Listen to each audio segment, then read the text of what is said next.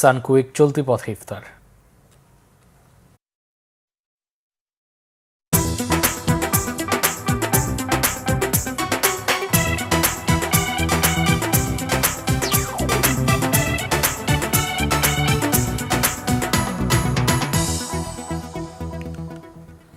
রাজধানীর জাতীয় মসজিদ বাইতুল মোকাররমে প্রতিদিন ইফতার করেন চলতি পথে রোজাদার সহ 4 থেকে 5 হাজারের বেশি মানুষ।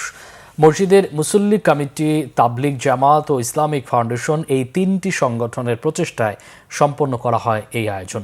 বিস্তারিত ইদ্রিস আলমের রিপোর্টে। ইফতারের বাকি আর মাত্র 5 মিনিট। মসজিদ জুড়ে ভেসে আসছে পবিত্র কোরআনের ধ্বনি। কেউ লাইনে বসে, কেউ বা গোল হয়ে বসে। মাঝে রয়েছে ইফতারের পসরা সাজানো। তবে এই আয়োজন শুরু হয় আসরের নামাজের পর থেকে। এখানে আসলে ইফতার করতে আসি আমি আমার জীবনের নতুন একটা অভিজ্ঞতা হলো। কোনো কিছু করা, কারোর জন্য কিছু করা আমার কাছে মনে হয় যেন হয়তো কঠিন কাজ, কিন্তু এখানে আসি যা দেখলাম, হাজার হাজার মানুষের ইফতার আয়োজন হইতেছে অত্যন্ত আনন্দ উৎসবের সাথে। আমার কাছে বিষয়টা অনেক ভালো লাগতেছে এবং রোজদারি এবং এখানে একসাথে ইফতার করতে পারি আমার কাছে অনেক আনন্দিত। মাগরিবের আজানের ঠিক আগ মুহূর্তে জাতীয় মসজিদ বাইতুল মোকাররমের 1 নম্বর গেট দিয়ে মসজিদ অঙ্গনে প্রবেশ করতে দেখা যায় মানুষের ঢল। সবার উদ্দেশ্য সারতে হবে ইফতার। রাজধানীর বিভিন্ন এলাকায় বসবাস করা চলতি পথের মানুষের জন্য বড় একটি ইফতারের অংশ বসে এখানে। আলহামদুলিল্লাহ, খুবই ভালো।